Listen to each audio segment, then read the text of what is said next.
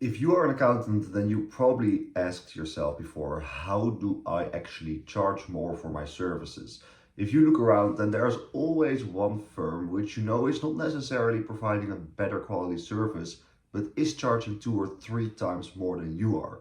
So in this video, I'm going to break down how you can actually charge more for your services, even more than that one competitor from you, which is currently charging twice, maybe triple what you are charging, that you can actually charge more while not losing any clients and deals because of it.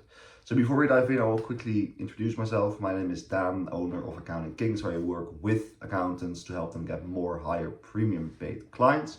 And in the last 7 years, we worked with more than 100 accounting firms. So we have quite some experience here. So we have implemented the same strategies for lots of other accountants, so I know for sure they work. And the very first thing, I'm going to give you a couple tips first, which are going to be the foundations for the biggest tip I will give you later in this video. So the very first thing is niching down. So you've heard me say this before in other videos, but niching down is crucial if you want to charge more. Because if you are niching down, you can simply provide more value. And we'll come back to that value part a little later. And niching down will also help you get more clients. But in terms of niching down and adding value. Value is essentially just a bigger dream outcome, higher perceived likelihood of achievement, divided by less time delay and less sacrifice and effort. So the thing is that if you niche down, you can increase the perceived likelihood of achievement. You can make them dream bigger because you're an expert.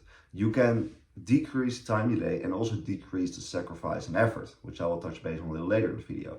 So niching down is crucial, and niching down is helpful because if you work just with one type of business, doesn't mean that you cannot take on other work, but just for the marketing and the advertising that you're doing, if you are niching down, they will see the value better because you can talk in their terms. You can talk about the software, you can talk about the specific struggles that they are experiencing.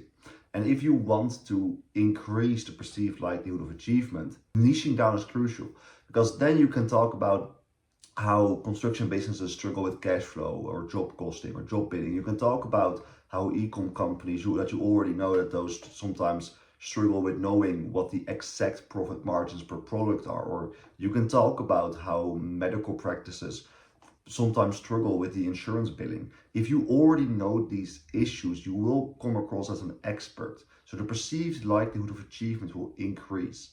And the stuff that I talked about earlier, though, the perceived likelihood of achievement, the dream outcome, which was bigger, a lower time delay, and lower sacrifice and effort. This is the value equation from Hormozy. And he now owns the truth because it's simply true.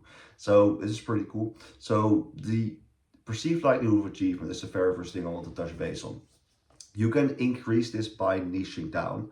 And the very first thing you want to do if you are going to talk about increasing the perceived likelihood of achievement is having a good risk reversal. So a risk reversal can be if you don't save $10,000 on your tax bill, we give you a full refund. Or if your books are not clean within 30 days, we give you a full refund. Or if we do not increase your profit margins per product, we will do your tax return for free, or the next month will be free. So you are putting some skin in the game. You only want to do this with good terms. So maybe you already had this little reaction when I said you have to give a refund or do something for free because you realize, okay, but I'm going to do my job, but the client also has to do his or her job, right? Giving the documents on time or giving complete documents. So you do want to make some terms. You don't want to put them in the small little letters below somewhere in an agreement. You want to make them very bold so that the client actually knows, okay, great, this is a great offer. I want to get this offer, but in order for me to get the offer, I need to do this, this, and this. So then you can actually increase the perceived likelihood of achievement because you actually put some skin in the game and you show that you have real confidence. And the prospect, now client, also knows exactly what he needs to do. And then the prospect will actually become a better client because there's actually also some skin in the game for them. They actually want to get the result, and now you told them the specific actions that they need to do to get X result.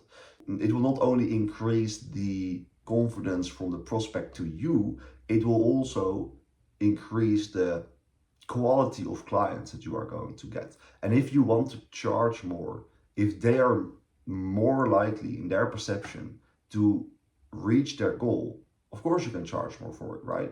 Because the thing is that people don't buy certain services, especially financial services or marketing services, or also products, because they are not 100% sold on the idea that it is going to get them to where they want. If you have, for example, a lottery ticket, which typically takes like costs like $50, but if you are guaranteed to win, you can charge $500,000 for it, right? It's the same ticket, but the perceived likelihood of achievement is going to increase. Another way to increase the perceived likelihood of achievement is by simply giving them the proof. Of course, you want to have the reviews or case studies, but what I like to do is also having interviews with people from the same niche, just clients of mine. And this is again why niching down is so important. And that's why I wanted to start with that tip. This is because the whole value equation and the whole calculation of how to increase value and therefore pricing is based on the niche, because the niche and the specific communication that you can have with your niche will translate in your whole sales or marketing process. So if you want to have proof, instead of talking to, let's say, a construction business owner and having reviews from a real estate business, yes, the prospect is now able to see, okay, they've once saved a real estate company on tax, but can they do the same thing for my type of company?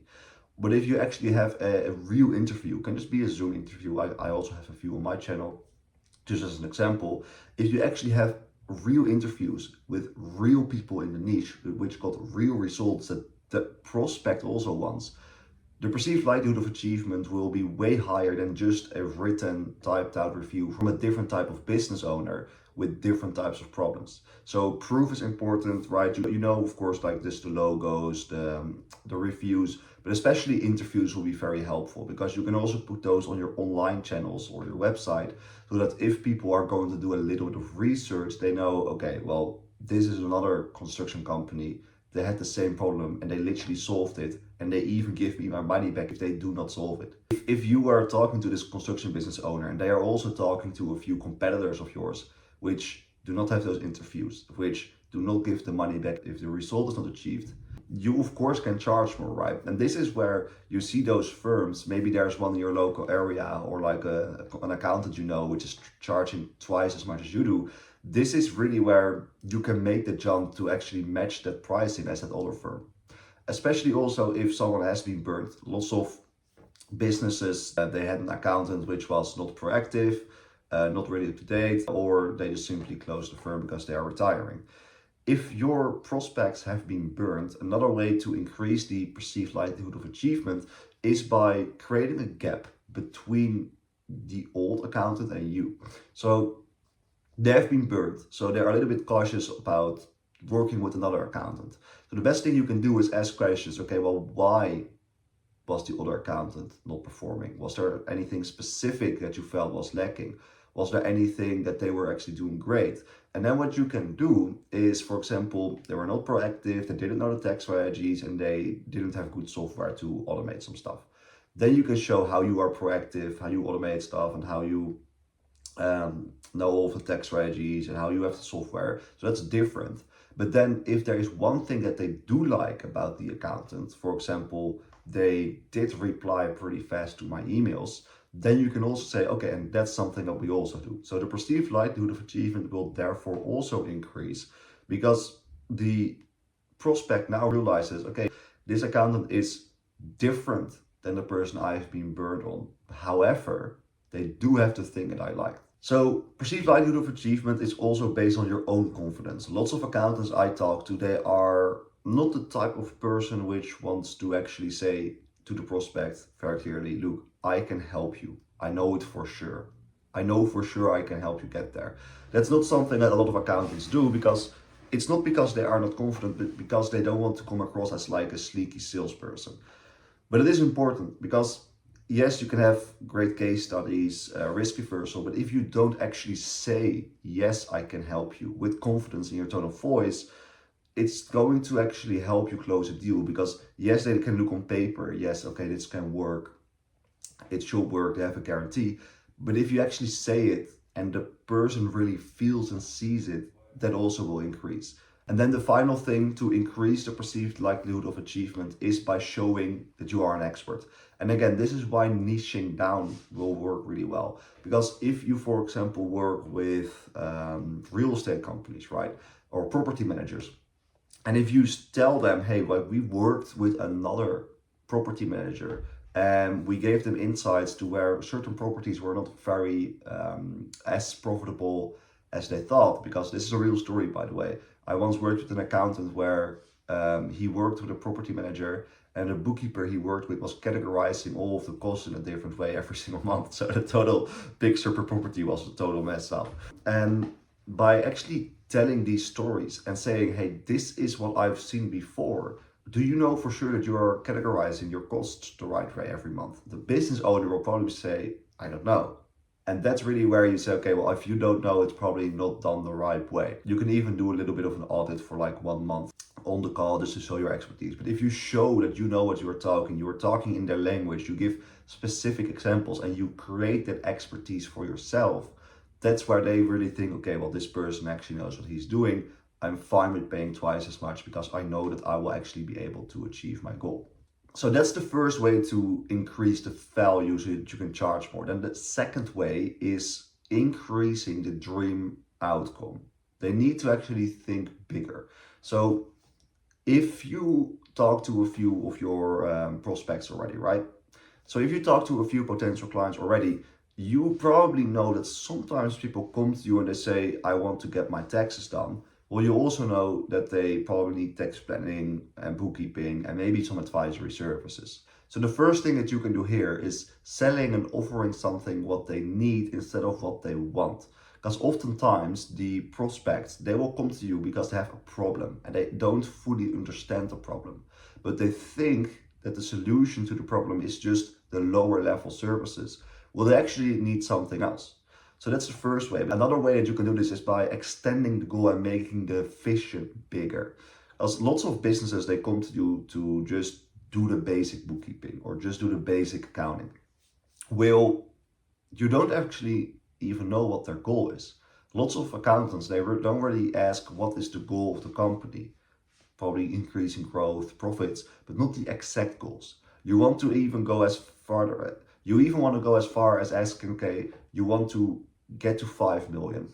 But what is the thing behind the 5 million in your personal life? Why do you want to actually get there? And if you start asking those questions and the business owner really starts to think about those questions, and then you ask, okay, cool, so you said you want to get to 5 million. Is this more of a short-term goal or is this like the big long-term goal? And this is a golden question because now you allow those business owners to think bigger. Instead of thinking in like a 2 or 3 year period, they can think in 10 or 20 years. And if you actually have the bigger picture and a real vision of the business, instead of saying, I want to get to 5, I want to get to 50 million, the dream outcome will be extended. And then you are not going to offer them the basic bookkeeping and tax prep, but you can say, okay, cool, well, you want to get to 50 million in the next 10, 20 years. I don't think you need bookkeeping and tax. I actually think you need a CFO, because if you are going to scale to that level with the wrong foundations, it will not be a fun business to run. Do you agree? Of course I will agree. So then you can actually pitch the higher priced services. And with this video, maybe you clicked on it because you like to just charge more for the same services. Yes, if you do a good job selling and communicating value, you can charge more for the same exact type of and quality of service. But if you actually want to go from charging less than 1,000 to charging $4,500 a month, for example, which is what we've done for a client of ours, then of course you cannot get away with offering the same service. So you have to realize that yes, you can just charge more for your services if you do a better job selling, but you also need to provide more and provide more tools, more insights, and just do more work, which is simply a higher level service. But because it's higher level, the leverage is higher, the value you provide is higher, and that's why you can charge more. So just want to get it out of the way that it's not the goal to just go from $500 bookkeeping a month to 5,000 by offering the same service. That's simply not possible. You can go from 500 to maybe 600, 700 if you just do a better job selling. But this video is more about how to actually charge more for services that you want to sell more of, right? You probably want to sell more of those fractional CFO package services, or you want to sell tax plans instead of $1,000 for $7,000. So this is where this video is all about. And another thing where that you can do to increase the dream outcome. And another way that you can actually increase the dream outcome is by having a better discovery phase. So if you have a sales process right now, which you should, then typically you will have a couple of questions that you are always going to ask your prospects.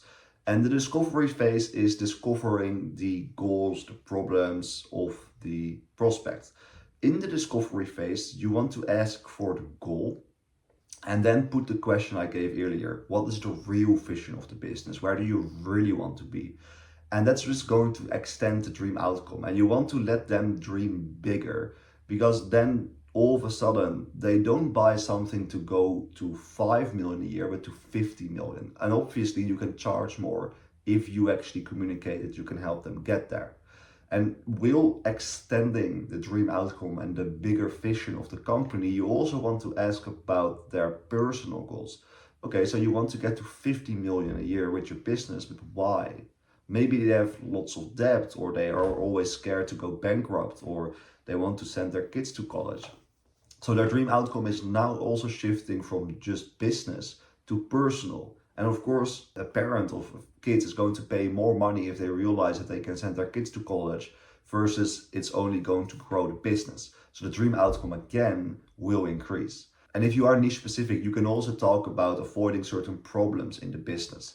So if they have lots of cash flow stress and they think, let's stick with the construction example, and if they think that cash flow struggles is just part of owning a construction business, and you can communicate to them that's actually not true, the dream outcome will then again increase. They will have less stress. They will be finally able to take a vacation during payroll because they don't really have to stress about making payroll too much. They know everything is taken care of. So that's also how the dream outcome will increase. Okay, so those are the two things that you want to increase. You want to increase the perceived likelihood of achievement and the dream goal. But then there are also two things that you want to decrease, and that's the time delay and the effort and sacrifice.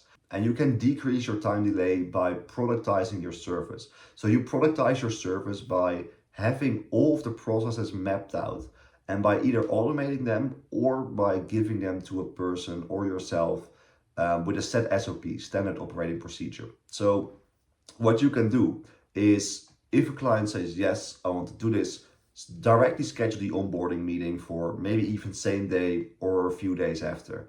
And then directly get the documents and directly start to work. And the great thing of niching down, again, I'm referring to it again, the great thing of niching down is you already know exactly how this business is going to function, right? You know, you already know how the books are structured, the types of costs. You already maybe know niche specific softwares and things they deal with.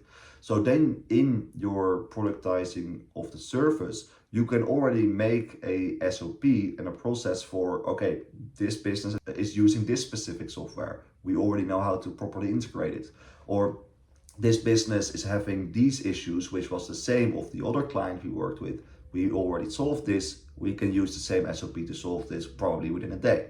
So by productizing your service and by having those set SOPs, automations, and software, and by training yourself or your staff on the niche itself, onboarding a client will be way faster and you can deliver a win way faster. And this is huge, because if you are going to work with someone, of course they know it's going to take a couple of days or weeks or maybe even months to get the result that they want. And of course they want to, in the whole process, feel secure that they made the right choice. And if you deliver a quick win to them, you show to them, hey, we already got you a win, we already gave you this insight, or we already lowered your tax bill by a couple $1,000. By giving that quick win, the time delay before they start to see the wins is going to decrease, increasing the value. You can even tell them, okay, by the way, we are going to enroll you in our system. Most of our competitors are going to take them probably like 60 days to get all of this done. With us, it's probably going to take about a month, and we expect that within 2 weeks, we already can decrease your tax bill by $10,000, and we are also going to give you insights on which jobs did or did not make money. That's how you can decrease the time delay.